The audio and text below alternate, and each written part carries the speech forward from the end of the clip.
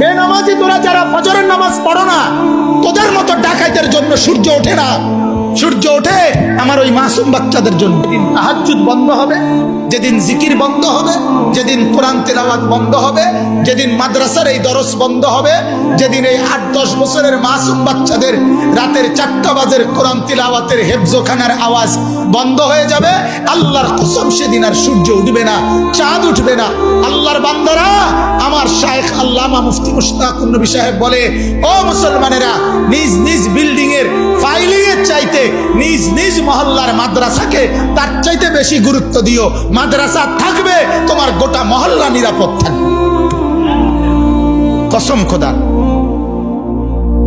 কারণ আমরা যখন গোটা মহল্লাবাসী ঘুমাই, মাদ্রাসার তালেবে ইলম রাতের 4টা বাজে, ঠান্ডা শীত আর কুয়াশার মধ্যে 8-10 বছরের ছোট্ট মাসুম বাচ্চা বছরের 12 মাস আল্লাহকে সেজদা করে তাহাজ্জুদ পড়ে এই কোরআন নিয়া ছোট্ট মাসুম বাচ্চা হাফেজ সাহেবের কাছে সবক শুনাইতে বসে।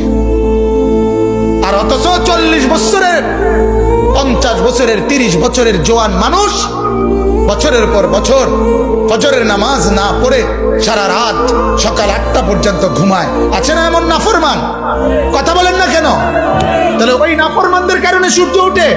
আরে রাখা, তোরা তো ঘুমে থাকস, তোরা লেগে সূর্য উঠবে কেন? হাদিসে আছে, আল্লাহর নবী সাল্লাল্লাহু আলাইহি সাল্লাম বলেন, জমিনে যেখানেই নাফরমানি হয়, ওই জমিন, ওই মাটি আল্লাহকে বলে, আল্লাহ মালিক, আমারে শুধু আমার বিছনাটা একটু পাল্টাইতে দাও। তোমার এই বান্দা নাফরমানি করছে, আমার উপরে দাঁড়ায়া জিনা করছে, বেবিচার করছে, মোবাইলের মধ্যে উলঙ্গ ছবি দেখছে ঘন্টার পর ঘন্টা। মাওলা, আমি জমিনের আর সহ্য হয় না, আমারে শুধু একটু অনুমতি দাও আল্লাহ, আমি একটা উল্টানি দেই, আমি শুধু একটা উল্টানি দেই। আমার জমিনের নিচের মাটি উপরে তুলে দেই, উপরের মাটি নিচে নামায় দেই। ফাজআলনা আলিয়াহা সাফিলাহা, নিচের গুলো উপরে তুলে দেব, উপরের গুলো নিচে নামায় ফেলবো, আর তোমার ওই নাফরমানকে ডুবায় লাবো, ধসে ফেলবো। আল্লাহ, আমি কারুনকে জমিনে নামায় নিছি, নিচের দিকে টেনে নিছি। আল্লাহ, আমি কওমে লূতকে পুরা বস্তি, পুরা মহল্লা, পুরা এলাকা, তাদের চতুষ্পদ জন্তু জানোয়ার, তাদের ঘর বাড়ি, তাদের আসবাবপত্র, নারী পুরুষ কোলের বাচ্চা সহ আমি জমিন উল্টায়া দাফন করে দিছি। এই নাফরমানকে আমি উল্টায় দিতে চাই। বিশ্বাস করেন, প্রত্যেকটা গুনার পরে জমিন এভাবে আল্লাহর কাছে ফরিয়াদ করে, কিন্তু আল্লাহ তখন বলে, না জমিন, তুমি বানাও নাই, আমি বানাইছি, আমি বানাইছি। চোখ আমি লাগাইছি, নাক আমি লাগাইছি, কান আমি লাগাইছি। এরে বান্দা, আল্লাহ বলে, জমিন আমি 1 দিন 2 দিনে না, 9 মাস লাগাইয়া তারে তার মায়ের পেটে আমি মাওলা সাজাইছি। এত কষ্টের সাজানো পরে আমি ধ্বংস করি কেমনে? আরে আমি কেমনে রে ধ্বংস করে দেই? এই চোখ তো আমার লাগানো, এই নাক তো আমার লাগানো। আমার বাপ জানেন আপনারা এটা? রব্বুল আলামিন বলে, আমি জমিনের সবকিছু আমার হুকুম দিয়ে বানাই। কুন কুন হও ফায়াকুন, হয়ে যায়। আল্লাহ বলে, বান্দা আমি সব হুকুম দিয়ে বানাই, তোরে আমি হুকুম দিয়ে বানাইছি না, আমার নিজের হাতে বানাইছি, হাতে হাতে। খালাকতুহু বিয়াদিয়া, আমার হাতে, কুদরতি হাতে। কেউ রে বলি নাই। তোর মা জানে না কখন নাক লাগাইছি, তোর বাবা জানে না কখন নাক লাগাইছি, হাত লাগাইছি, কেউ জানে না। তোর মা জানে পেটে বাচ্চা, তোর বাবা জানে স্ত্রী গর্ভবতী, দাদা দাদি নানা নানি জানে সন্তান হবে, এর দূরে জানে। আমি আল্লাহ তাআলা তিল তিল করে এক ছোট্ট নাপাক বীর্যের একটা ফোঁটার উপরে, প্রথম একটা ফোঁটা, এই এক ফোঁটার উপরে আমি তোর মতো এরকম জলজ্জান্ত একটা মানুষের ডিজাইন বানাইছি। সুবহানাল্লাহ। এজন্য আল্লাহ বলে, জমিন ওরে আমি বানিয়েছি, ওকে আমি সাজিয়েছি। ওয়ালাকাদ খালাকনাকুম সুম্মা সাওয়ারনাকুম। আল্লাহ বলে, বান্দা তোমাকে আমি বানিয়েছি, সুম্মা সাওয়ারনাকুম, তোমাকে আমি সাজাইছি। এই যে নাক এখানে লাগাইছে, এতে আপনাদের কারো কোনো আপত্তি আছে? এই যে দুই কান এখানে আল্লাহ তাআলা সেটিং করছে, আপনাদের কারো কোনো আপত্তি আছে? সবাই বলেন।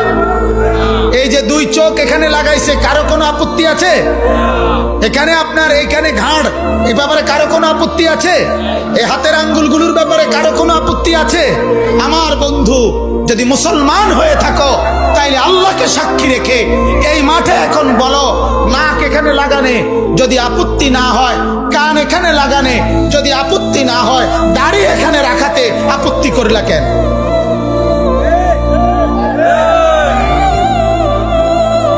বলো না ফরমান। আমার একটা শক্ত কথা আছে, যদি কারো গায়ে লাগে, আমি বলি অনেক সময় কথা, যদি কারো গায়ে লাগে গায়ে লাগুক, যদি গাও ফাইরা আড্ডিত লাগে আড্ডিত লাগুক, তোমার কলজার ভিতরে লাগুক, কিন্তু তুমি বলো, তুমি যদি ইনসান হয়ে থাকো তাহলে তুমি বলো এই নাকের ব্যাপারে কোনো আপত্তি নাই, এই কানের ব্যাপারে কোনো আপত্তি নাই, চোখের ব্যাপারে কোনো আপত্তি নাই, হাতের ব্যাপারে কোনো আপত্তি নাই, পুরা দেহের ভিতর বাহিরের কোন অঙ্গের ব্যাপারে কোনো আপত্তি করলা না, এখানে এসে আপত্তি করলা কেন? আর আপত্তি কইরা এটা সুন্দর হয় নাই এই ডিজাইনটা, এরপরে সুন্দর ডিজাইন বানাবার জন্য আল্লাহকে বাদ দিয়া কার কাছে গেলা? নাফিত্তার কাছে? ছি ছি ছি ছি ছি। তোমার রুচি আলটা করা দরকার। কিতা রুচি? রুচি এটা ইসিজি করা দরকার। কথা বলেন না কেন? তুমি তুমি কার কাছে গেলা? কোন আনতে কই গেলা? গা কই থেকে কই নামা গেলা? মালিকের ডিজাইনের উপরে নতুন করে সেটিং দিতে গিয়া নাফিত্তার কাছে গেলা? এত নিচে নামা গেলা? ছি ছি ছি ছি। ওয়ালাকাদ খালাকনাকুম সুম্মা সাওয়ারনাকুম, আল্লাহ বলেন আমি বানিয়েছি, আমি সাজিয়েছি। বানিয়েছে কে? সাজিয়েছে কে? মালিকের সাজের উপরে হাত দিও না, বাপ হাত দিয়েন না। অনুরোধ অনুরোধ করলাম, বিবেক থাকলে ভাইবেন।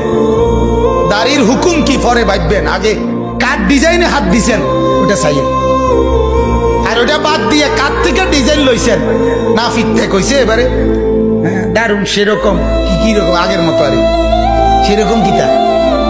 সেরকম শব্দের অর্থ কি? কথা বলেন আগের মতো না তো, তো সেরকম কিতা? দারুন লাগ, দূর বেটা দারুন, আগে যে ওদের লাগতো এই ওদের লাগতে আছে, দারুন লাগতেছে কিতাবা। কথা বলেন। আল্লাহ আমাদেরকে মাফ করে দেন।